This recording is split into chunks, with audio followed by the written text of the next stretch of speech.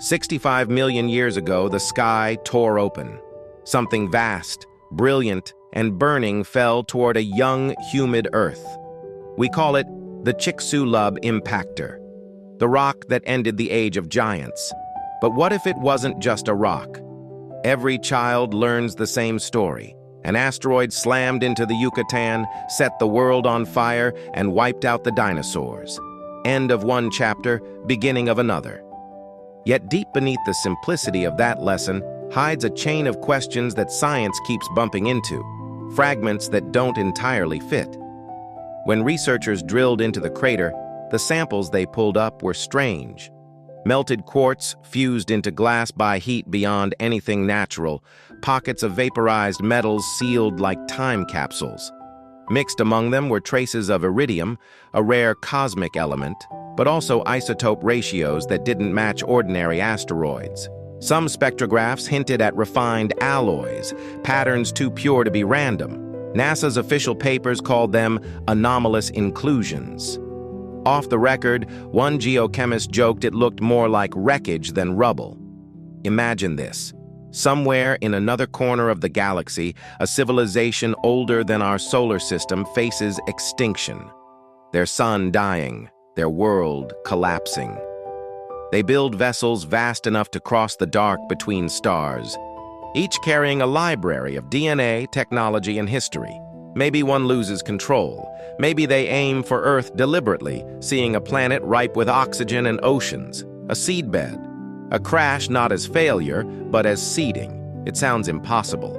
Yet the odds of a rock exactly this size striking exactly here at the exact time needed to reset evolution are astronomical. It's almost engineered. In Prometheus, Ridley Scott imagined humanity born from alien engineers who sacrificed themselves to create life. Myth dressed as science fiction. But long before Hollywood, ancient civilizations told eerily similar stories. The Sumerians wrote of the Anunnaki, sky beings who descended in fire. The Mayans spoke of serpents from the heavens whose fall turned day into night. The Hopi people told of a fiery star that destroyed the first world so a new one could rise. Different cultures, different continents, yet the same memory. Something came from the sky, erased what was, and began again. Modern genetics quietly adds fuel to that fire. After the Chicxulub impact, mammals didn't just survive, they exploded. In a geological blink, their diversity tripled. DNA mutations spiked far beyond what background radiation can explain. It's as if life's code was rewritten. Some biologists call it the post-impact acceleration. Others whisper that it looks like directed evolution.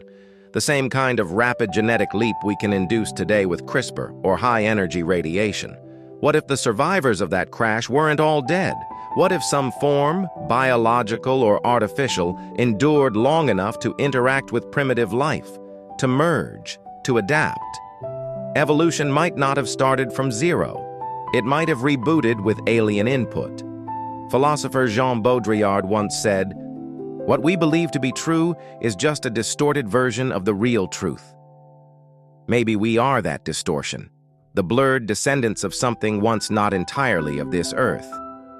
Archaeologists have always been haunted by sudden jumps in human ability. Stone tools remained crude for millions of years. Then, almost overnight, precision blades, controlled fire, cave art, and symbolic burial appeared. A cognitive explosion.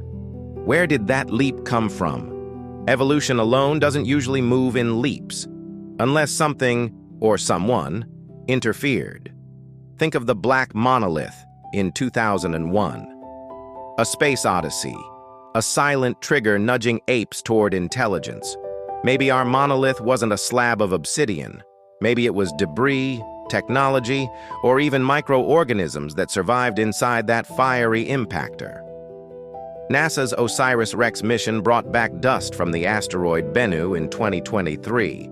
Inside were amino acids, the building blocks of life, arranged in asymmetric patterns rarely seen in nature. The official line, possibly prebiotic chemistry.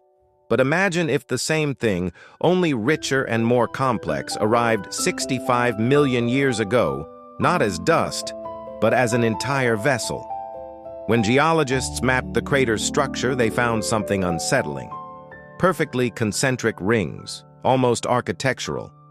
The central peak wasn't random uplift, but a symmetrical dome, 20 kilometers wide, ringed by crystalline patterns that mirrored certain resonance geometries. Nature can create symmetry, yes, but sometimes symmetry looks back at us with intention. And beneath that central dome, seismic scans revealed a dense metallic anomaly. Officially, iron-nickel core material. Unofficially, it echoes alloys used in high-strength aerospace composites, the kind that resist melting even in re-entry conditions. If that's coincidence, it's a strange one. Movies like Interstellar or Arrival make us dream of contact as a future event, something that will happen one day. But what if it already did, and we simply forgot? Cultural amnesia runs deep. Ancient Egypt's gods from the stars, Greece's titans, India's Vimanas, all speak of technology mistaken for divinity. If a survivor species, born from the wreckage of that impact, rebuilt itself slowly over eons, their descendants might look perfectly human by now. Us. It's a terrifying and comforting idea at once. Terrifying, because it means our memories of origin are false. Comforting, because it means we were never alone. Scientists drilling into Chicxulub in 2016 noticed something else. Strange microtubes inside the shocked rock filled with carbon and sulfur compounds that shouldn't exist in sterile melt. Life somehow had returned almost instantly to the very edge of hell. The lead researcher, Dr. Sean Gulick, said, "Life didn't just come back. It may have never left. Perhaps it merely awakened." Now consider the paradox. Dinosaurs ruled for over 150 million years. Intelligent life never emerged. Only after that impact did cognition flourish. Could the extinction event have been an intentional reset, a planetary reboot? In the Matrix, humans live inside an illusion built on forgotten truth. Neo asks, "What is real?" Maybe our entire species has been asking that same question since we learned to look up. There's a reason every myth starts with fire from the sky. We are creatures of aftermath, children of catastrophe. Our bones carry the isotopes of that ancient explosion. Our DNA still hums with its radiation. And somewhere, buried under layers of limestone and politics, the remains of something unexplainable sleep beneath Yucatan soil. Scientists map, measure, and publish. But late at night, a few admit that certain readings from deep radar don't match natural geology. Sharp angles, cavities too regular, echoes that suggest chambers. One joked, "If there's a ship down there, it's been welded to the planet." If the asteroid was indeed a craft, its fusion with Earth may have been complete, its metals diffused into crust, its data into biology. The impact didn't just change life, it became life. And maybe, just maybe, that's why we dream of the stars with such longing. We're not reaching outward, we're remembering home.